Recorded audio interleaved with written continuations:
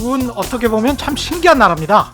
코로나19 국내 확진자 숫자가 0명을 기록한 한국도 이제야 겨우 단계적으로 사회적 거리 두기를 해제하고 있는데, 미국은 여전히 하루에 수천 명의 확진자가 나오고 있는데도 시장이, 주지사가 지방자치단체에서 스스로 나서서 사회적 봉쇄를 해제하고 있습니다. 시민들이 마음대로 제발 돌아다니게 해달라고 주의회 의사당 안을 점거하고 농성을 하거나 길거리에서 시위하는 일도 잦습니다. 정부의 조치는 위헌이다. 우리는 자유롭게 살 권리가 있다. 집에 갇혀 굶어 죽겠다. 이런 불만의 목소리들이죠.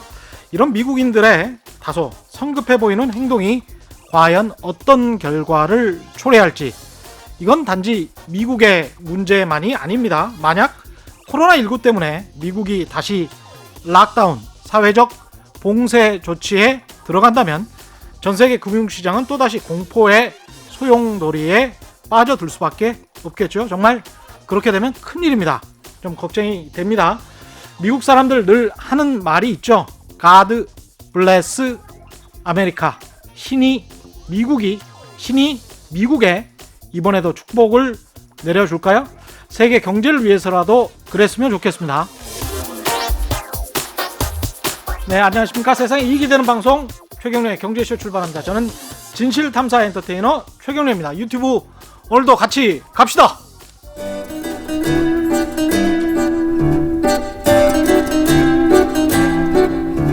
얽히고 설킨 국제경제는 이분이 제일 잘합니다. 서울에서 지구를 바라보는 신환종의 세계경제 리포트. 네, 빠르게 변하는 세계 경제 시장을 제대로 분석하는 세계 경제 리포트, NH투자증권의 신환종 FICC 리서치 센터장 오셨습니다. 안녕하십니까? 네, 안녕하세요. 예, 요새 계속 바쁘셨죠? 네, 3, 4월 동안 아주 정신없었죠.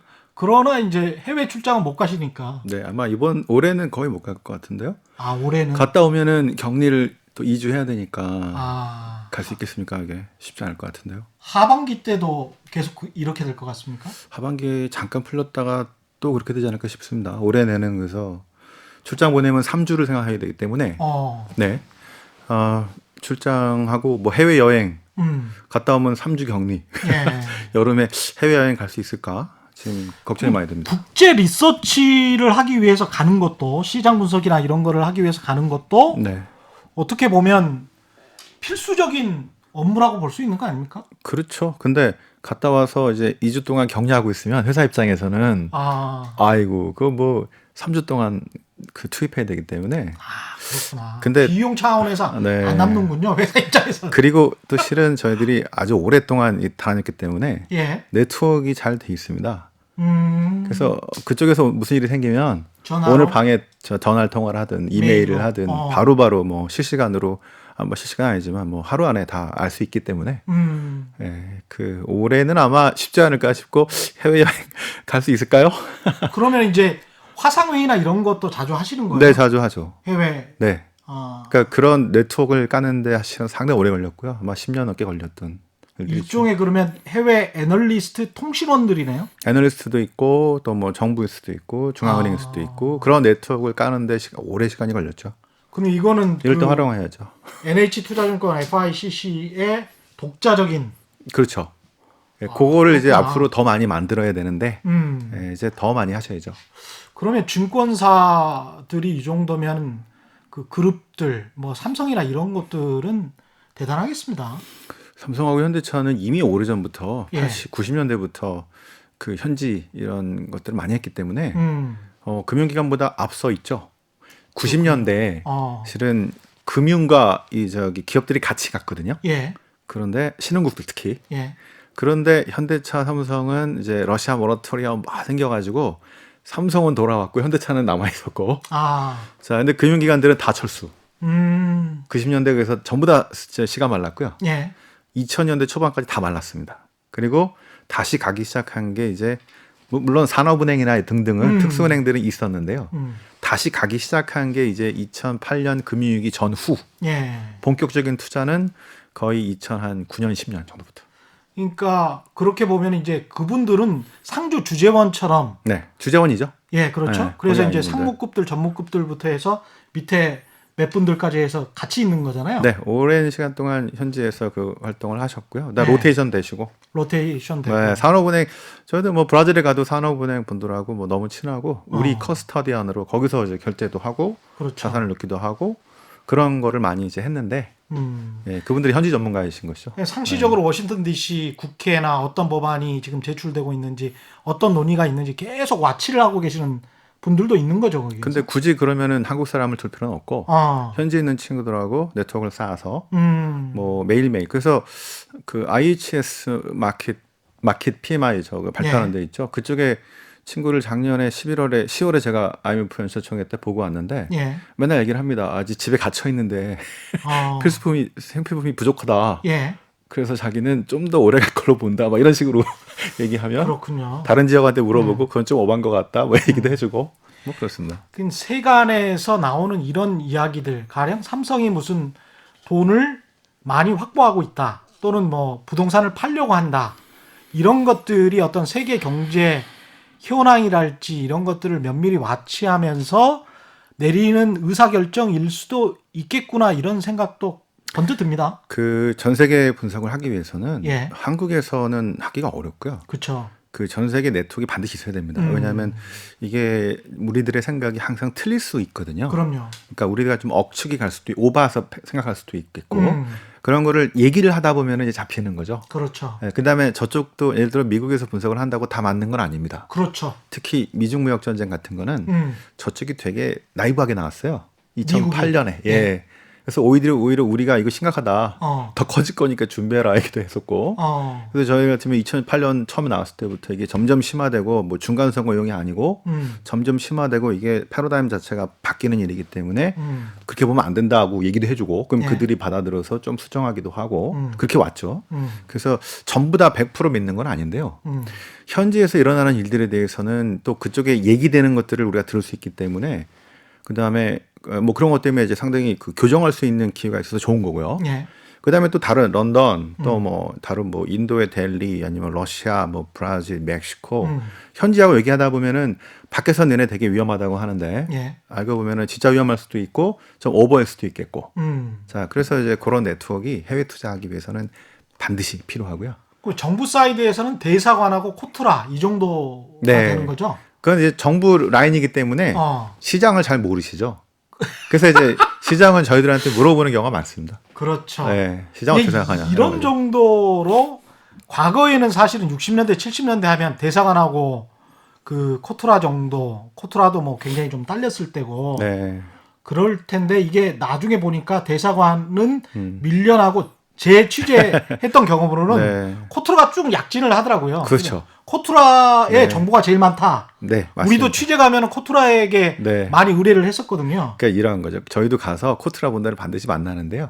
도움을 많이 주세요. 그런데 이런 겁니다. 그 기업들 예. 오셔가지고 이제 지금 투자 환경이 어떤지. 예. 그런데 이제 거기 많이 빠져 있는 게 이제 금융 환경이 빠져 있어요. 그렇구나. 그래서 그것들은 이제 저희들이 오히려 채워드리고 의견도 교환하고 이렇게 되는 상황으로 바뀌었습니다. 이렇게 이제 민간의 기업들이 굉장히 발전하면서 자본주의가 국내 자본주의도 굉장히 좀 글로벌화 되는 것 같습니다. 근데 이게 지금 포스트 코로나 이후에 네네. 이 글로벌화된 세계 경제가 급변할 것이다. 이런 예측이 나오고 있는데 네. 오늘 하나씩 좀 풀어보죠. 가장 네. 큰 변화는 뭘로 예상하십니까? 그 뭐 엄청난 변화들이 있을 것 같은데 일단은 우리가 생각해야 되는 게 일단 금리인데요. 예. 인플레이션하고 금리입니다. 예. 미국을 기준으로 보면 1980년에요. 볼커 때 그때 저 기준금리를 거의 20% 근처까지 올렸다가 이게 40년 동안 내려왔어요. 예. 인플레이션이 70년대 80년대 초반까지 엄청나게 높았다가 그 인플레이션이 쫙 안정을 찾으면서 40년 동안 금리가 내려왔단 말입니다. 예. 제로까지. 자, 그래서 크게 보면 그렇죠. 예. 많은 분들이 야 이제 돈 엄청나게 풀었는데 이제는 거꾸로 가는 거 아니야? 이 생각하는 거죠. 다시 올라가는 거 아니야. 돈을 엄청나게 풀었기 때문에. 그래서 이제 인플레이션 시대 뭐 이런 거가 나오는 이런 우려가 막 나오는 거죠. 그게 늘 나왔었습니다. 2008년에도 나왔습니다. 그때도 제로금리까지 가서 이제 간다 했는데 들썩들썩하다가 또 내려갔죠. 그거가 실은 가장 아주 중요한 핵심적인 이슈일 것 같고요. 그에 대해서 이제 아주 여러 가지 얘기가 나올 수 있을 것 같습니다. 인플레이션이 과연 이제 추세적으로 올라가서 금리가 그러면 이제 채권 다 깨지고요, 이제. 그렇죠. 이런 상황이 나올 수 있습니다.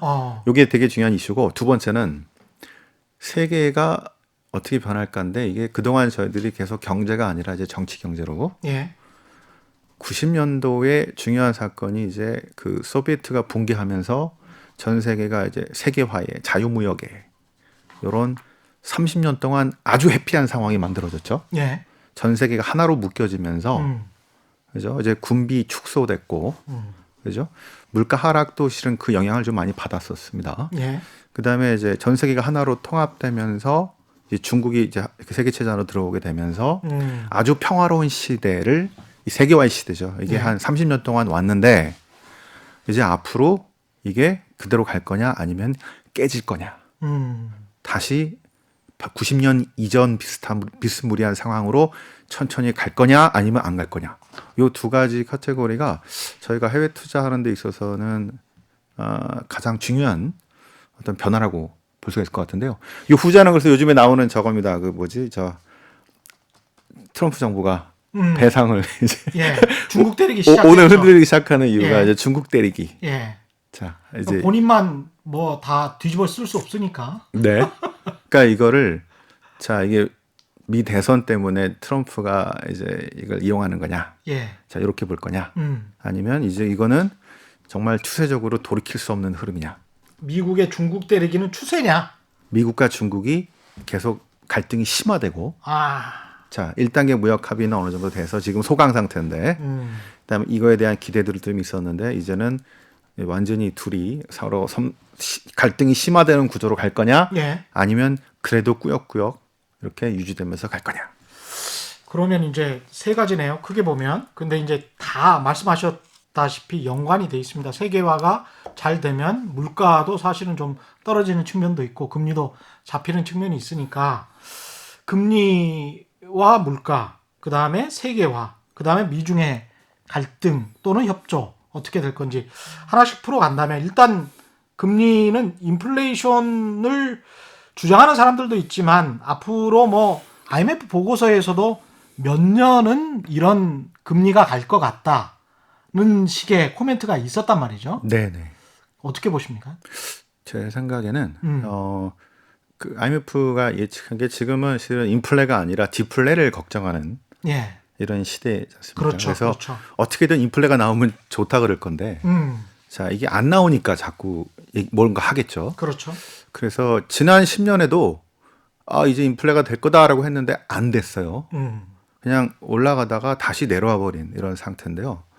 아마 이 이후에도 요 2008년 이후에 10년과 비슷하게 기저로 예를 들어서 올해 유가 급락했지 않습니까? 내년에는 올해보다 좀 높을 수 있겠죠. 1분기 그러면은 반등하면서 물가 약간 오를 수는 있는데 이게 지난 2008년에서 한 10년간 봤던 것처럼 그렇게 크게 올라가지 않고 올라봐야 원래 이 정도 선을 유지하는. 그래서 금리가 기조적으로 쫙 올라가는 거는 실은 어려운 상황으로 가지 않을까라는 생각을 갖고 있는데요. 왜 그렇습니까?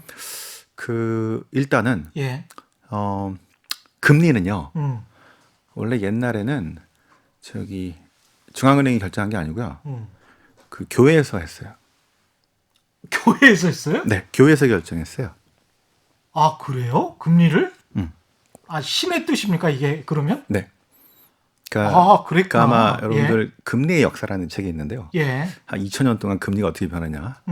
고대부터 해서 옛날에 그 한 15세기까지 금리가 한 5%였어요. 그랬군요. 아주 오랫동안. 왜 그랬냐? 그 이제 신학자들이 연구해 보니까 그 실은 이제 옛날부터 고대부터 이자 수치를 금지했잖아요. 그랬죠. 그 성경도 그랬고 뭐 이거는 저 고대 그리스에서도 그랬습니다. 그다음에 이슬람도 그랬어요. 그런데 어떻게든 빌릴 필요가 있잖아요. 특히 돈이 없는 사람들. 이 사람들 위해서 신학자들이 연구해 보니까 이거 필요하긴 한데 근데 신성모독으로 가지 않으면서 이런 빌려줬을 때 받을 수 있을 그 상한선을 예. 1년에 5%까지는 괜찮다. 이렇게 분석을 해서 연구했어요. 그래서 그 레오나르 10세인가요? 예. 그분이 피아트법인가 해서 5%까지는 괜찮다. 자, 이렇게 발표를 합니다. 1515년쯤. 1515년에. 네. 그 이제 그때부터 이제 저 대금업들 이런 것들이 이제 공식화돼서 가긴 하는데. 야, 이때 무슨 금융공학이나 이런 게 없는데도 불구하고 20분의 1로 예전에도 아주 예전에도 20분의 1 정도는 합리적이다. 이런 것들이 군데군데 있습니다. 아니 근데 5%라는 이 이자가 어떻게 보면 세계 경제 성장률이랄지 이런 것들을 감안하면 그냥 합리적이다 이렇게 생각이 드네요. 그러니까 진짜 아주 오래된 그 역사, 금리의 역사에서 이렇게 있으니까 예. 희한한데요. 그런데 이거 어떻게 알았지? 그렇게 가다가요. 그렇게 가다가 예. 그 영국 그 헨리 8세죠. 예. 교황이랑 싸웠잖아요. 성공회 막 해가지고. 저 사랑 때문에. 네, 이혼한다고. 예. 그래서 이분이 성공회 이런 걸 만든 다음에 예. 자, 금리는 5% 됐고 10% 상한선을 올립니다. 이때부터 금리 결정이 교회가 아니라 왕이 하게 되죠. 정부가 하게 되는 상황으로 바뀝니다. 그러면서 영란은행이 출발하고 이게 그 다음인데요. 그 다음에 이 권리는 정부가 아니라 왕이 아니라 의회로 가게 되죠. 그 다음에 예. 의회로 갔던 권력이 이제 중앙은행으로 가게 되는. 그렇군요. 그래서 아까 제가 교회가 결정한다고 했던 건데 예. 그 다음에도요. 영란은행이 한 40년부터인가? 1800년대 초반까지 예. 한 75년 동안 금리를 조절을 안 해요. 금리를 조절을 안 해요. 그냥 네. 시장에 놔두는 거예요? 놔두는 겁니다. 그냥 금리는 조절 안 하고. 그 다음에 프랑스 중앙은행 만들어져도요. 음. 한 25년인가 30년 동안 금리를 위로 아래로 올리질 않습니다. 올리거나 내리진 않습니다. 왜? 이게 신성한 것이기 때문에. 금리는 그냥 놔두고요. 네. 금리 조정을 하지 않았었어요. 그러니까 원래 신이 교회에서 결정을 했었기 때문에 그런 영향들이 좀 많았다고 얘기를 하는데요. 그러니까 그게 그렇구나, 그때는 이게. 금리 조정이 아주 중요한 포인트가 아니었다는 얘기입니다. 금리를 조정하는 게 그만큼 실물 경제는 따라갔고 이런 거죠. 예. 이제 조정을 어떻게 했냐면 실은 신용으로 했는데요. 대출을 많이 하다가 예. 줄여버리는 거죠. 대출을 많이 하다가 줄여버린다. 그렇죠. 예. 자, 금리는 놔두고 통화량으로 조절을 한 거예요. 거의 그렇게 해왔던 게 실제로 한 1970년대, 80년대까지는요. 우리가 금리가 되게 중요하게 여겨지는 그런 상황은 아니었습니다. 통화량으로만 네. 조정을 했다. 그쵸. 그러면서 정부의 재정 정책하고 뭐 이 정도였겠네요. 그러면. 그래서 이제 예. 현대식의 중앙은행이 이제 탄생한 것들이 이제 미국에서는 한 1965년에서 75년에 중앙은행장을 했던 아주 18년 동안인가 했던 마스인가 뭐 이런 사람들. 그 다음에 볼커. 예. 그때부터 중앙은행의 독립성 이런 게 강화되고 하면서 왔고 실은 그린스테펀 때부터 이게 금리 조절로 인한 그래서 이제 테일러 준칙 뭐 이런 게 나온 거죠. 예. 금리 조절이 이제 인플레이션에 따라서 금리 조정을 통해서 전체 통화 시장을 조절하는 방식으로. 그래서 제가 왜 이 얘기를 왜 좀 길게 좀 드렸냐면요. 예. 우리가 지금 2008년 금융위기 이후에 양적 완화 정책이 나오면서 실은 세상이 상당히 많이 바뀌고 있겠고요. 이번에 양적 완화 잠시 풀었던 것들을 한 몇 년 보니까 미국이 양적 완화로 종료하면서 다시 흡수하고 그랬잖아요. 예. 일본하고 유럽은 그냥 같지만 그때 잠깐 그랬고 이제는 뭐 그럴 일은 별로 없다고 생각했다가 지금 문제가 터지니까 오히려 전보다 더 많은 돈을 풀어버렸습니다.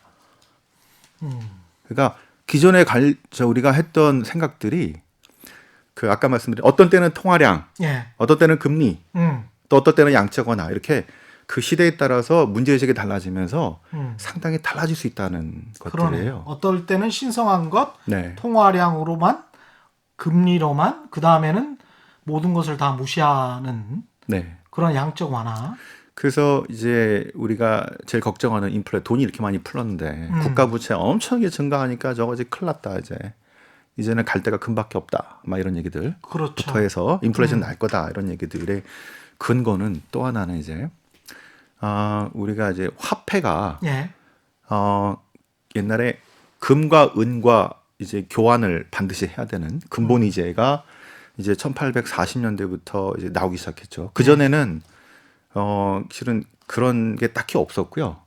1840년대부터 영국의 그 필 수상이라고 하는 이 사람이 전체 세계 헤게모니를 쥐고 있던 영국이 자 이제 우리는 금과 이제 그 통화를 매치시키는 이런 방식으로 가게 됐다 하면서 예. 금본위제가 등장하게 되면서 이런 거를 이제 상품 화폐라고 하는데요. 예. 금 있는 만큼만 돈을 써야 돼요.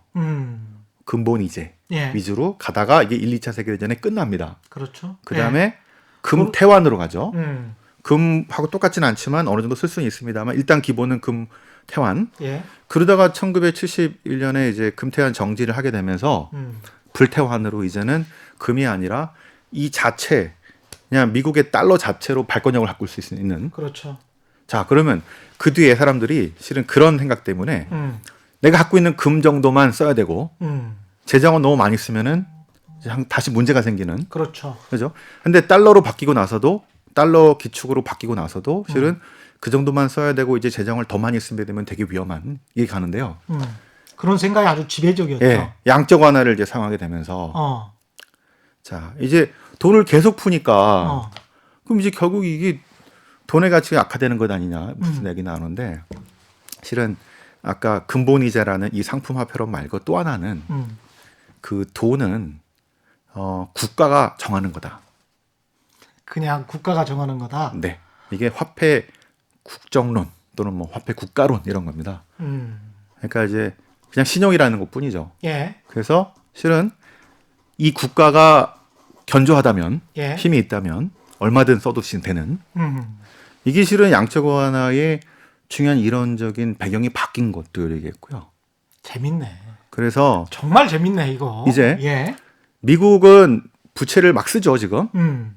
그래서 지금 한 100% 정도로 막 가고 실은 더 갈 수도 있습니다. 예. 재정이. 근데 자세히 보면은 정부가 엄청난 재정을 이제 갖다 쓰는데요. 예. 연방준비은행이 그 중에 상당 부분을 사줘요. 그 뭐예요? 옛날처럼 시장에서 조달하는 게 아니고 연방준비은행이 엄청나게 사주는 겁니다. 예. 그러니까 여기서 찍고 저기서 사주고. 그러니까 부채는 늘어도 실은 크게 부담이 되지 않는 상황이죠. 그래서 저들 생각에는 이게 그 70년대, 80년대처럼 실물 시장에 들어가서 전 세계 가격들을 마구 올리게 되면서 70년대, 80년대 같은 엄청난 인플레이션으로 금리가 막 오르는 상황이 나오기는 쉽지 않을 것 같다라고 보는 이유가 여기 있습니다. 그렇군요. 근데 지금 말씀을 쭉 듣다 보니까 돈은 국가가 정한다. 돈의 가치, 화폐의 가치는 아무리 찍어내도 국가가 망하지만 않으면 뭐 결정이 된다. 마치 이제 어떤 상품의 가격을 결정하는 그 이론들하고 비슷한 것 같기도 하고. 근데 본질적으로 그 국가라는 게 딱 한 국가밖에 없잖아요. 미국. 그죠? 미국과 예. 선진국은 거의 가능한 것 같습니다. 선진국은? 예를 들어서 일본도 예. 실은 일본이 먼저 그랬고요. 그러니까 이게 그 지금 막 생긴 문제가 아니고요. 예. 실은 100년 전에 일본에서 중앙은행이 처음 만들어질 때, 그러니까 한 1900년도 초부터 문제가 있었고요. 예. 1930년대 대공황 때 각 나라들이 막 근본이제에서 탈피하면서 환율 엄청나게 저항하면서 어떤 식으로 갈까 하다가 일본 등등이 미리 썼던 방식입니다. 예. 자, 정부가 돈 필요한 거를 저기 중앙은행이 계속 사주고 하면서 썼던 방식들을 지금에 와서야 다시 차용하게 되는 이런 방식이라서요. 그다음에 그래서 지금은 발권력이 있는 그 선진국들, 예. 그러니까 기축통화라고 할 수 있는 지금 양적 완화를 하고 있는 나라들이 지금 미국, 그다음에 일본, 그다음에 ECB가 또 영란은행 같은 그렇죠. 네 예. 군데에서는 아마 부채를 쭉 써도 큰 문제는 되지 않을 것 같다라고 보는 건데요. 참, 근데 이게 근데 갑자기 그런 생각은 듭니다. 왜냐하면 계속 돈을 찍어내요. 그런데 부채가 기존에 많았던 연방 정부도 마찬가지지만 지방 정부들은 이렇게 되면 우리 파산할 것 같아. 뭐 이런 이야기 많이 하지 않습니까? 특히 네. 미국은 지방자치제가 아주 강하기 때문에 그래서 네. 실제로 파산한 도시들도 있고. 근데 그런 도시들이나 뭐 지방자치단체 주 뭐 이런 것들이 많이 나타나기 시작하면 미국 전체도 위험한 거 아니야? 이렇게 생각이 번질 수도 있지 않을까요? 그래서 이제 이게 이런 겁니다. 그 기축통화에 그 필요한 그 경제뿐 아니라 예. 정치적인 또는 군사적인 그 능력을 가지고 달러는 실은 경제만이 아니라 미국의 정치, 경제, 군사적인 어떤 파워를 나타내는 예. 것이기 때문에 만약 그거를 대체할 만한 게 뭐가 없다고 한다면 달러가 뭐 그렇게 심각하게 뭐 약화되기는 쉽지 않을 것 같고요. 자, 그런 상황이라면 미국이 적절히 사용할 수 있겠죠. 그 유럽과 일본은 지금 계속 양적 완화 사용해가지고 중앙은행이 지금 부채가 뭐 50 저기 전체 중에 뭐 50% 막 한 75%씩 꽉 찼는데 예. 미국은 그동안 많이 줄였기 때문에 예. 그래서 다시 내리는 거기 때문에 다음에도 또 상황이 좋아지면 또 줄일 것 같아요. 미국이 국가 정부 부채가 연방정부 부채가 어떻게 됐을 때 한 105% 지금 한 95% 정도 됐을 95%? 겁니다. 네. 예. 그래서, 그렇군요. 네. 예. 아직 유럽이나 뭐 일본에 비하면 일본은 뭐 200%가 넘죠. 그렇죠. 예. 아직 여지가 좀 있네요. 뭐 좀 가더라도 예. 1945년 그때도 110% 정도 간 적이 있습니다. 예. 그리고 나서 가파르게 이 저기 부채 비율이 하락하죠. 높은 성장도 있었고요. 예. 조달 금리를 상회하는 높은 성장, 그다음에 생산성 향상들, 그다음에 결국은 뭐 시간을 버는 수밖에 없군요. 1, 2차 세계대전 때도 돈을 많이 갖다가 빌려다 써서 경제 네. 성장률 높여서 나중에 장기적으로 회복을 시켰던 것처럼 네. 이번에도 이제 비슷한 방식으로 하는 수밖에. 맞습니다. 그래서 예. 요거를 이제 이런 양적 완화 같은 거를 이제 급할 때만 쓸 거냐. 근데 이게 이제 그 이런 일들이 상시로 나올 수 있잖아요. 예. 그때마다 또 쓰자고 할 거기 때문에 그렇죠. 아마 지금부터는 이제 2008년부터는 실은 그 이 양적 완화가 등장하면 제대로 등장하면서부터는 완전히 패러다임이 좀 달라지는 이런 상황으로 봐야 된다는 것들인데 계속 좀만 앉아도 계속 쓰자는 얘기들이 많이 나올 겁니다. 그리고 그걸 뭐 반대할 명분도 이제 없잖아요. 맞습니다. 그래서 예. 이제 이게 이제 어떤 정부가 들어서냐에 따라 좀 달라지긴 하겠죠. 그 너무 그렇게 하는 거를 좋아하지 않는 정부가 실은 공화당 정부 별로 안 좋아했고 예. 버니 샌더스 같으면 막 풀자고 얘기했을 텐데 예. 샌더스가 아니라 이제 바이든이 올라오기 때문에 적정한 수준은 하겠지만 아마 그 배경 이론들이 많이 달라지고 있기 때문에 배경적인 생각들이 예.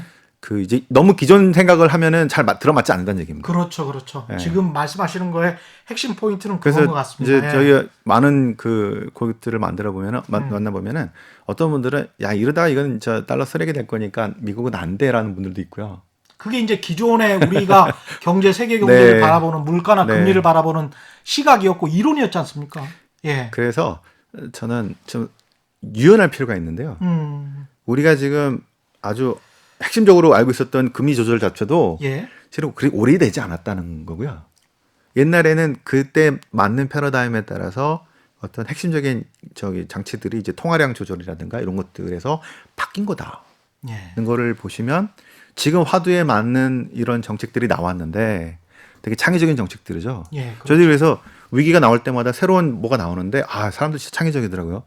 왜 고민을 하는데 그래서 이게 통할 거냐 안 통할 거냐를 분석하는 데 있어서 이게 과거의 패턴을 들어 넣었을 때 안 맞는 경우가 많아요. 그때 필요한 네. 거는 시기열을 아주 오래 해가지고 시계열을 예, 100년, 200년 전으로 한번 가보는 겁니다. 그래서 이런 화폐, 금리나 뭐 이런 통화 정책이나 이런 것들이 어떤 식으로 흘러왔는지를 보면 과거에서 함의를 많이 끌어올 수가 있어요. 그런데 보면은 패러다임 자체에 맞는 그런 판단을 하시면은 좋은 어떤 결정을 하실 수 있을 것 같다. 그래서 이제 결론적으로 금리는 초저금리의 시대, 양적 완화의 시대가 상당 기간 지속될 것 같다. 네, 2008년에서 지난 10년하고 비슷한 상황으로 단기적으로는 뭐 이렇게 좀 올라갈 수 있어도 이 금리가 뭐 엄청나게 튀고 그 뭐 인플레 다시 이제 40년 내려왔지만 이제 올라갈 건 이거보다는 예. 이런 상태에서 계속 박스 정도로 유지하게 되는 그래서 인플레이션의 시대는 추세적인 건 아닌 것 같다. 절대 추세적인 건 아니고 네. 예, 오히려 디플레이션 걱정을 지금 막 하고 있는 거고요. 세계화는 어떻게 될 것 같습니까? 세계화의 역사도 지금 같이 한번 보면서 세계화는 이제 예. 아까 그겁니다. 지난 30년 동안 우리가 아까 되게 해피한 시절이었다 그랬잖아요. 예. 그런데 이게 균열이 아주 심각하게 가고 있는데 그중에 제일 큰 거는 역시 미중 갈등이라고 그렇죠. 볼 수 있겠습니다. 예. 이거는 단순히 코로나 때문에 그런 건 아니고요. 그 전부터 저희들 계속 이제 미중 무역 이거는 거의 이제부터는 계속 이제 심화로 갈 가능성이 높은데. 아, 그렇게 보시는군요. 왜냐하면 일단 미중 갈등은 심화될 것이다. 네. 바이든이 되더라도. 예. 왜 그러냐면 우리가 16년쯤에요. 16년쯤에 후강통이 열렸잖아요. 예. 그래서 이제 국내 금융기관 뭐 기업 할 것 없이 가서 막 깃발 꽂느라고 정신 없었습니다. 왜 그럴까요? 그때 야 이대로 가면 그때 이제 시진핑이 얘기했던 게 뭐냐면 중국몽이죠. 자 2021년에 예. 소강 사회. 예. 잘 먹고 잘 살 수 있는 2049년에 중국인 세계 넘버원. 자 이제 30년이 좀 안 남았거든요. 예. 자 그래서 이제 앞으로 펼쳐질 거는 중국이 이제 세계 1위의 패권 국가 되는 거를 아니 대놓고 제시한 겁니다. 그렇죠. 자 시진핑이 이길 때 이겼는데요. 미국 가만히 있을까요? 자 그래서 2016년 그때쯤에는요. 아니 중국이 넘버원인 앞으로 넘버원 된다는데 지금 좀 안 좋더라도 가서 깃발 꽂아야지. 내가 손해 보더라도. 그렇죠. 이게 실은 국내 사람들 생각이었는데요. 그때 아마 서베이 해보면 예. 자 20년 30년 뒤에 10년 20년 30년 뒤에 중국이 넘버원이 됐을까 이거 설명을 해보면은 상당히 많은 사람들이 지지했을 겁니다. 그때는 예. 큰 문제가 없었고요. 그죠? 이대로 가게 되면. 그 단지 이제 시장으로만 생각했잖아요, 중국을. 그렇죠. 예. 지금 만약에 서베이 하면 어떨까요? 이 중국을 위험하게 생각을 하는 사람들이 많죠, 지금은. 지금은 예. 이제 그때랑 달리해서 미국이 그럼 그 가만히 놔둘까? 이렇게 됩니다. 이게 앞으로 미중 갈등과 예. 이 세계화가 아니라 이게 되게 어려워지는 상황이 만들어지는 이유가 여기 있다고 보는데요. 자, 그래서 이제 중국을 보는 미국의 관점이 한 세 가지가 있어요. 첫 번째는 기업하는 사람들입니다. 예. 이제 JP모건의 다이아몬드 비슷하고요. 뭐 금융하는 사람들 비슷하고 월스트리트 비슷하고요. 또 이제 애플의 팀 쿡도 마찬가지고. 그 트럼프가 자꾸 미국 관세뭐 얘기하는데 그냥 룰만 제대로 만들어 놓고 그냥 꺼졌으면 좋겠어. 그냥 기업하는 사람들하고 금융하는 사람들이 할 수 있게 룰만 만들어 놓고 꺼져 이건데요. 예. 그래서 이 사람들은 미국이 관세를 계속 때리고 뭐 할 거야라고 나오면 그게 아니라고 얘기했습니다. 왜? 우리도 힘들어. 이게 실은 뉴욕의 시각. 저희들이 계속 지난번에 갔다 와서 뉴욕의 시각이 단견인 이유. 이 사람들은 오너가 별로 없기 때문에 월급쟁이기 때문에 내 임기인 한 3년이나 5년 동안은 그냥 좋은 게 좋았으면 좋겠어. 큰 문제 없이 갔으면 좋겠어라고 얘기를 한 거예요. 이게 애널리스트도 마찬가지고 월가 특히 그렇습니다. 중국 가서 뭐 비즈니스 해야 되고. 자, 그런데 워싱턴은요. 예. 지금 우리가 한 해 $1,000억 손해보는 게 그게 중요한 게 아니고 중요한 거는 우리가 20년, 30년 중국이 지금 지들이 1등 한다고 하는데 그보다는 상대적인 우위를 누리는 게 중요하기 때문에 $1,000억, $2,000억 손해보는 게 중요한 게 아니에요. 이게 워싱턴의 생각입니다. 예. 공화당도 그렇고 실은 민주당도 그래요. 여기서 역시 이 미중 관계를 앞으로 보는 제일 중요한 책은 저는 역사의 종말 프랜시스 후쿠야마 지난번에만 말씀드렸던 다시 한번 말씀드리면 이게 90년도에 중국을 세계 체제로 끌어들였던 민주당의 엘리트들의 생각이에요. 외교 엘리트들의 클링턴입니다. 그때 중국을 끌어들이면은 나중에 엄청나게 문제 생길 거라고 비판이 많았는데 클링턴이 어떻게 설득했냐면은 소비에트가 망했고 동유럽 다 망했고 중국도 돈 들어가면은 바뀐다. 그때 그렇게 생각했어요. 참. 네. 돈 들어가고 자본주의 되면은 바뀐다. 자본주의가 되면 사람들이 다 바뀐다고 생각을 했어요. 그 책 근거를 제공한 책이 역사의 종말입니다. 왜? 세상은 이제 자유민주주의하고 싸웠던 소비에트 사회주의 또는 나치즘 권위주의 다 망했고 역사는 자유민주주의로 수렴한다는 게 그 책의 논리예요. 그래요. 그래서 미국 사람들처럼 생각하게 될 것이다. 돈이 맞습니다. 들어가면. 네, 맞습니다. 이게 북한도 중국도 시장 체제에 들어가면은 바뀔 것이다. 이게 종말론적 역사관이죠. 맞습니다. 역사는 진보한다. 그런데 민주당 외교 엘리트들이 지금 뭐라 그럴까요? 역사는 끝나지 않았다. 우리가 중국을 잘못 봤다. 바뀔 줄 알았는데 안 바뀌었다. 그렇죠. 그러면 지금 뭐라 그럴까요? 할 수 없다? 아니요. 이제서라도 저거 가만 놔두면 안 된다. 막아야 된다. 이게 공화당도 그렇지만 민주당의 외교 엘리트들도 이렇게 지금 생각합니다. 이거 그대로 놔두면 안 된다는 것들이죠. 예.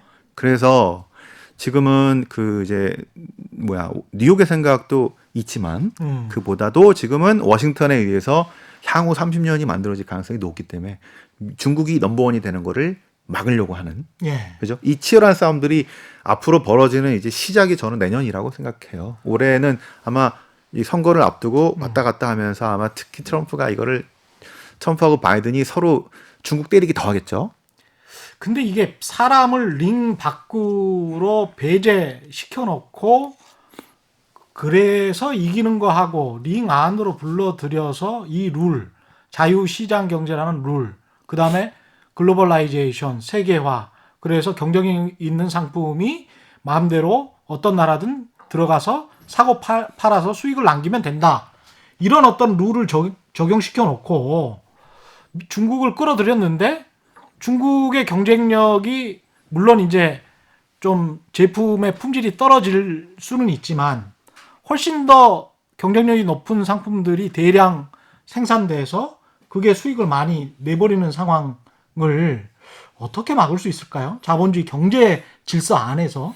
그래서 WTO로 혜택을 가장 많이 본 그 나라가 중국이라고 하죠. 그렇죠. 그래서 그 미국이 WTO의 무용지물을 얘기하는 겁니다. 이 체제 안에서는 중국이 계속 성장하는 걸 막을 수 없다는 거죠.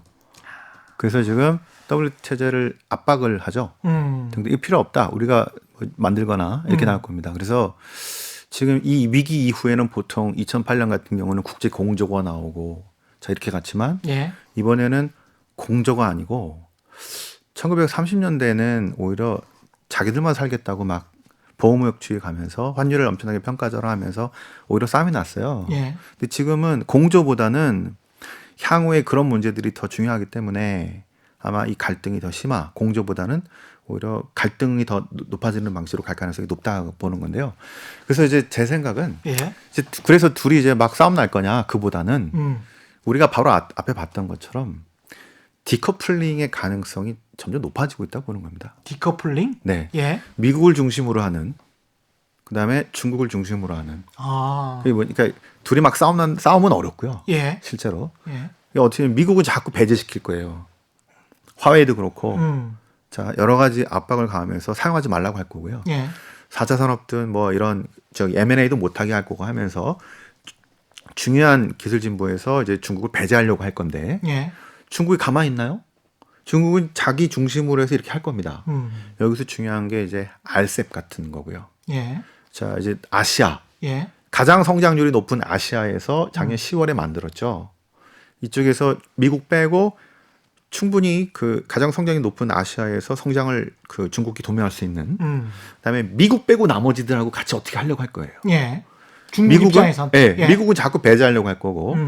그래서 이번에 지금 문제가 생기는 게 이제 꼭 그 갈등이 아니다 하더라도 글로벌 공급망에 좀 문제가 생겨서 중국에 많이 갔던 기업들을 이제 리쇼어링으로 미국으로 또는 한국으로 일본으로 이렇게 돌아오려고 하는 흐름이 조금 있는데 바로 되는 게 아니라 장기간으로 갈 거예요. 예, 그렇겠죠. 그다음에 예. 요 흐름이 지금 어차피 인건비가 비싸기 때문에 주변으로 가려고 할 겁니다. 그게 이제 베트남 또는 멕시코가 많이 부각되고 있죠. 예. 또는 뭐 인도 등등인데 이 가보시면은 전력이라든가 물류라든가 이런 것들이 정비가 아직 많이 안 됐어요. 특히 베트남. 예. 그래서 가더라도 천천히. 예, 그래서 어느 정도 수혜가 있다는 거지 엄청난 물량이 가기는 어렵기 때문에 예. 천천히. 그런데 이런 흐름은 이제 만들어진다고 이제 보는 것들입니다. 그럼 이게 지역 불락화 되는 겁니까? 이념 불락화 되는 겁니까? 이념보다는 이념이 약간 섞인 뭐랄까요? 그러니까 지금은 둘 다 자본주의인데 예. 하나는 국가 자본주의고 그렇죠. 하나 시장 중국은 자본주의인데 예. 아마 이게 중첩되는 상황이 많이 있을 거라고 그냥 상상을 해봅니다. 그렇죠. 이건 뭐 하우스뷰로 얘기할 수 있는 것도 아니고 예. 향후에 그런 상황들이 이렇게 멀어지면서 미국은 자 이제 중국 빼고 나머지들로 이렇게 연결되는 것들을 만들고 싶어 할 거고요. 그렇겠죠. 자 NLA, TPP 등등 예. 왜 그만뒀나 좀 그렇긴 한데요.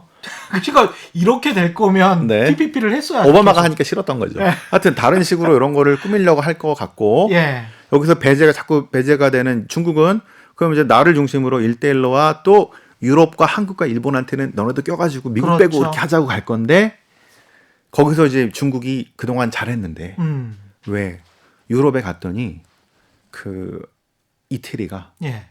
1대1로 작년에 마지막 항구를 개방했잖아요. 그랬습니다. 예. 유럽이 막 뒤집어졌습니다. 저 뭐냐고 저거. 그때 이태리가 아니 유럽연합 우리한테 해준 게 뭐가 있어. 중국은 돈 준다는데. 그래서 지금 사단이 났잖아요. 그렇죠. 예. 자, 이것 때문에 유럽에서 지금은 이 코로나19의 문제가 실은 중요한 책임론들이 부각됐는데 중국하고 그냥 뭐 특별한 문제 없이 경제적으로 이제 통합을 가져갔더니 지금 저 불투명한 나라에서 초기 대처를 잘못한 것들과 그 다음에 엄청난 면피가 아니죠. 뭐죠? 민폐를 끼쳤잖아요. 그렇죠. 예. 근데 그거 지금 자랑하고 있단 말이에요. 오히려 저희들이 도와주고 예. 있다고. 예. 그래서 유럽 사람들이 중국에서 각계로 해서 경제적인 이득 받고 이게 중요한 게 아니고 메르켈이 중요한 얘기를 했습니다. 지금 개별 나라로 해서 하면은 중국의 상대가 안 되기 때문에 전체 유럽연합 차원에서 중국과 어떤 관계를 맺어야 될지를 얘기해야 되는데 지금 트럼프는 싫은데 예. 유럽이 되게 중요한 이유는 트럼프는 싫은데 트럼프를 자꾸 멀리시하고 중국과 함께하다 보면은 이러다가 중국이 진짜 넘버원이 되면 서구가 되게 중요하게 여겼던 인권이라든가 그렇죠. 이런 자유. 보편적인 그런 예. 가치들 이런 예. 거에 쇠퇴색하는 거 아닐까? 예. 이런 얘기들을 해왔는데 지금 그게 코로나 이슈로 배상 이슈로 드러났다고 보는 거죠. 그러니까 나토 동맹이라고 볼 수가 있잖아요. 북대서양 조약기구 그 동맹, 서유럽과 미국의 굳건한 이 동맹이 어떻게 보면 인종적으로 이념적으로 뭉쳐진 동맹이기 때문에 이게 쉽게 깨지지가 않더라고요.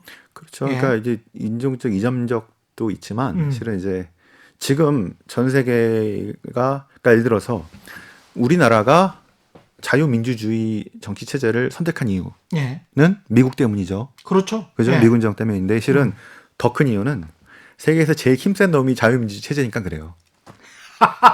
만약에 그렇습니다. 한 예. 20년, 30년 뒤에 이거는 만약에 가정이지만 중국이 넘버원이 된다. 예. 이 위기를 잘 극복하고 진짜 넘버원이 됐다. 이대로 예. 정체제 변화가 없이 그러면 세계 넘버원 국가가 사회주의의 권위주의 국가가 되는 아주 상당히 이상한 이런 상황이 나오게 되는데 받아들이기는 좀 힘들죠. 그렇게 되면. 그 아까 역사의 예. 종말이라는 그 문제가 음.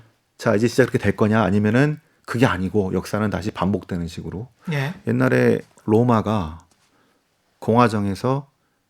왕정에서 공화정 갔다가 다시 제국으로 갑니다. 예. 이유는 싸워야 되는 국가들이 전부 다 제국이에요.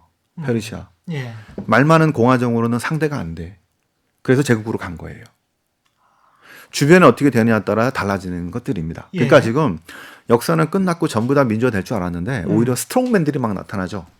그러네요. 이런 것들은 그렇고. 역사가 끝나지 않았다라는 그게 반증이 되는데요. 그래서 그 가만히 놔뒀을 때는 정말 경제적으로는 윤택할 수도 있는데 우리가 엄청난 통제를 받게 되는 이상한 세계가 갈 가능성을 배제할 수 없다는 게 하나 있고요. 예. 만약에 반대로 중간에 중국이 쭉 가다가 체제가 바뀌었다. 우리가 원하는 식으로 민주화됐다. 예. 그랬을 때는 무슨 일이 발생할까요? 엄청난 테일 리스크가 나올 수 있습니다. 어떤 테일 리스크가? 네. 예. 뭐냐면 어떤 식으로? 중국이 민주화가 됐다는 거는 예. 자 중국은 힘이 강력할 때는 한 나라 예. 중앙 집권일 때 그런데 예. 힘이 분산될 때는 5호 16국. 아 그렇구나. 그래서 중국이 그걸 놓치지 않는 이유가 중앙 집권해야 된다고 계속 얘기를 하는 이유가 이게 느슨해지면 다 찢어져 버리거든요. 예. 자 그렇게 되면 그래서 우리가 이제 주식하시는 분들은 이런 생각을 안 해요. 왜냐하면 나는 오늘 들어가서 내일 나올 거거든. 돈 벌어서. 그렇죠. 그래서 예. 짧게 보시니까. 예. 근데 채권은 만기가 10년, 20년 돼 있어요. 20년 동안 무슨 일이 벌어질지 압니까? 그러니까 실은 못 들어가는 건데요. 예. 그런 리스크들이 이제 과거를 보는 거예요. 소비에트가 해체될 때 엄청난 소버레인 디폴트들과 이게 엄청난 테일 리스크가 터졌습니다. 예. 유고슬라비아 해체도 마찬가지예요. 자, 그러니까 이게 민주화는 필연적으로 권력의 분산, 특히 지방 분권 이게 이제 소비에트처럼 완전 해체될 것이냐 아니면 인도네시아가 막 다민족 국가가 모였는데 이게 해체되면서 나왔던 게 그 동티모르 사건 이런 거 있죠? 예. 자 그때는 어떻게든 이거 해가지고 수습했어요. 음. 이렇게 갈 거냐 아니면 깨지는 식으로 갈 거냐가 예. 봐야 되겠지만 이제 그런 충격이 나올 수 있기 때문에 걱정되는 거죠. 왜? 지금 모든 문제, 중국의 모든 문제는 다 정부가 케어하니까. 그죠? 그러네요. 그런 문제들이 있는데 그래서 실은 저 금융기관에서는 금융 쪽에서는 아유 일단은 저기 테일리스크는 안 났으면 좋겠어. 그렇죠. 그거는 배제하고 나서 예. 보려니까 이게 참 쉽지가 않은 겁니다. 마치 우리가 그런 딜레마를 갖고서 갑자기, 보고 있는 거죠. 예, 갑자기 뭐 김정은 사망 소식이 나면 굉장히 좀 혼란스러운 것처럼. 네, 그래서 예. 이제 이게 단시일에 날 건 아니고 이제 뭐 10년, 20년, 아까 30년이라는 그걸 말씀드린 이유가 49년에 중국 넘버원을 얘기했기 때문에 그리고 그 30년으로 가는 과정에서 이제 여러 가지 일들이 이제 벌어질 건데 아마 그 가운데서는 이제 제 생각대로 디커플링으로 자 이제 미국 중심의 자 요런 예. 그다음에 중국 중심의 요런 상황에서 우리 같은 나라는 실은 지금은 괜찮은데 예. 지금은 양쪽 다 괜찮은데 잘못하다가 이 지정학적인 문제 때문에 양쪽에서 팔 잡아대라 당기는 이런 상황이 나올 수 있을 것 같아가지고 그게 실은 이제 걱정되는 상황이 앞으로 장기적으로 좀 펼쳐지지 않을까 이렇게 걱정을 하고 있는 거죠. 그러니까요. 중국도 한국을 원하고 미국도 한국을 원하는 상황인 거잖아요. 지금은 사실은. 네, 그렇죠. 예. 그래서 이제 어떤 분들 스티븐 로치나 저기 누구죠? 저기 팀 쿡은 이거 저 디커플링이 안 된다고 얘기합니다. 불가능하다. 왜? 선전에 예. 중국의 선전에 최적화되어 있는데 어딜 가냐는 거지. 미국 기업들도 최적화되어 애플 있는. 공장이 예. 자 그런데 지금 생산 안 되는 뭐 문제도 좀 생겼죠. 근데 이제 저 같은 사람은 이렇게 얘기하는 겁니다. 이게 그 싸우지는 않을 것 같고 예. 이게 천천히 떨어지는 게 나을 것 같은데 천천히 10년, 자, 20년 동안 떨어질 것이다. 이게 왜 지금 이거는 최적화의 문제가 아니고 음. 정치 경제고 지정학적인 문제이기 때문에 예. 자 이건 최저가 이론을 따르기 어렵다라고 생각인데요. 왜 그러냐? 1990년대 그 바로 전에 한 5년 전에 가서 예. 일본과 독일은 미국이 플라자 합의에서 엄청나게 환율 평가 절상을 요구했을 때 왜 오케이 했을까요? 독일하고 일본이. 뭐 계속 잘 될 걸로 생각하지 않았을까요? 뭐 그것도 있는데요. 예. 일단 미소 냉전 시기였고요.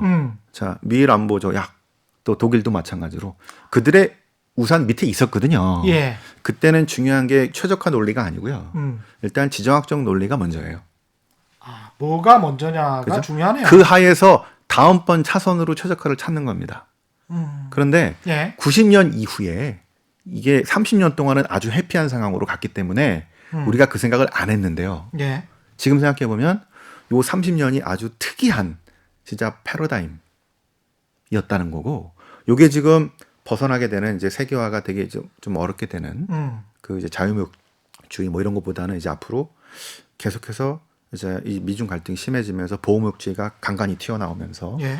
이런 상황이 만들어지면은 최적화가 아니라 지정학적인 논리에 따른 그 두 번째 차선책을 찾아야 되는 자, 이런 식으로 가지 않을까라고 조심스럽게 생각해 보는 겁니다. 한국 입장에서는 우리나라 입장에서는 이 전환의 시기가 그래서 중국이나 미국이 한국을 강력하게 원하고 그래서 전환의 시기가 굉장히 좀 길어져서 10년, 20년 동안 우리는 이쪽 저쪽에서 다 기회를 잡을 수 있는 지금은 그렇죠. 삼성전자 반도체는 네. 양쪽에 다 써야 되니까 오케이입니다. 그렇죠. 그런데, 그런 시기가 좀 길어졌으면 네. 그걸 바라는 거네요, 우리는. 그렇죠. 예. 그런데 이제 그게 그 경쟁력이 있는 상품이 반도체는 그러는데 그 다음에 자동차부터 또 뭐 다른 상품은 굳이 우리 거 안 써도 되잖아요. 그렇죠. 그래서 예. 이게 참 어려워지고 있는 상황이 코로나 이슈로 인해서 조금 더 이제 좀 빨라지지 않을까 이렇게 보고 있는. 게다가 중국이라는 그 시장 자체가 그렇게 이미 미국의 한 3분의 2 정도로 그렇게 커져 있는데 거기에다가 만약에 상품을 못 팔면 그만큼 어디에선가 만회를 해야 되는데 우리 입장에서는 참 힘듭니다. 그래서 글로벌 예. 성장도 그 지금 이렇게 성장이 가다가 궤도를 이탈했잖아요. 예. 그다음에 V자 반등이 나온다 하더라도 기존 궤도가 아니라 이렇게 벗어난 상태고요. 예. 그다음에 그냥 제가 아까 말씀드린 대로 미국과 중국이 자꾸 이제 트러블이 나면서 점점점 이제 사이가 좀 벌어지는 달을 간다 그러면 예. 이 궤도가 이렇게 다시 올라가는 게 아니고요. 아마 천천히 저성장으로 계속해서 가게 될 가능성이 높아서 그런 것들도 나중에 이제 저기 뭐랄까요 예. 인플레나 아까 양적 완화를 쓸 수 있는 그런 힘들 이런 것들을 복합적으로 감안된 상태에서 이렇게 할 겁니다. 미국은 계속해서 혹시 상황이 안 좋더라도 쓸 수 있고 예. 신흥국들은 그런 상황이 닥치면은 또 어려워질 수 있고. 긴 안목에서 굉장히 좋은 통찰을 많이 말씀해 주셨는데요. 단기적으로 우리 국내 주식시장은 어떨 것 같습니다. 예. 단기적으로 국내 주식시장은 지금 신의 영역. 신의 영역이다. 지금은 이제 뭐 커다랗게 위험이 되는 상황보다는 기업 어닝에 집중하셔가지고 기업 어닝에 보시는데 기업 예. 어닝이 별로 좋지가 않아요. 그렇죠. 예, 그래서 지금은 좀 정상을 어느 정도 차지하고 있는 상황인데 제 생각에는 앞으로 우려 요인들을 몇 개를 잘 짚어가시면 되는데 첫 번째는 아까 처음에 말씀하셨던 것처럼 미국이 자 경제활동 재개에 들어가고 하면서 혹시 또 다시 또 문제가 생기는 경우 어휴. 재유행이 이제 걱정되는 게 하나 제일 크죠. 정말 끔찍합니다. 네. 예. 그래서 당분간 계속 마스크 좀 쓰시고 다녀야 되고 예. 그다음에는 경기 침체 폭이 예상보다 깊어지고 어닝이 뭐 무조건 안 좋아지고 그럼 반영되겠죠. 예. 그다음에 또 걱정되는 게 이제 그 아까 유럽 중앙은행은 발권력이 있는데요. 개별 국가는 지금 없어요. 예. 그죠? 그러면 이제 유럽의 취약국인 이태리, 예. 유럽 나온다 만다 붙어해가지고 막 이런 문제. 예. 그다음에 발권력 그 약한 신흥국들의 상황들을 좀 잘 보실 필요가. 신흥국들 중에서 부채가 좀 많은 나라들. 자원 강국이었던 나라들. 네. 예. 그런 것도 잘 보셔야 되겠고 만약에 이제 회복이 예를 들어서 돈이 너무 많이 풀렸다 생각이 들 때 연준이 돈을 좀 줄일 수도 있거든요. 그렇죠. 그게 갑자기 또 하반기에 나오면은 예상보다 좋다 그러면은 그냥 막 가는 게 아니라 줄였을 때는 또 다시 출렁을 수도 있어요. 테이퍼링이라고 하는 비슷한. 것들. 그래서 예. 그런 것들을 좀 잘 보시면서 하시면 잘 되지 않을까 싶습니다. 오늘 말씀 감사합니다. 여기서 마쳐야 되겠습니다. NH투자증권 신환종 FICC 리서치 센터장이셨습니다. 고맙습니다. 네, 고맙습니다. 예, 저희가 준비한 최경영의 경제쇼 여기까지고요. 저는 KBS 최경영 기자였습니다. 지금까지 세상에 이익이 되는 방송 최경영의 경제쇼였습니다. 고맙습니다.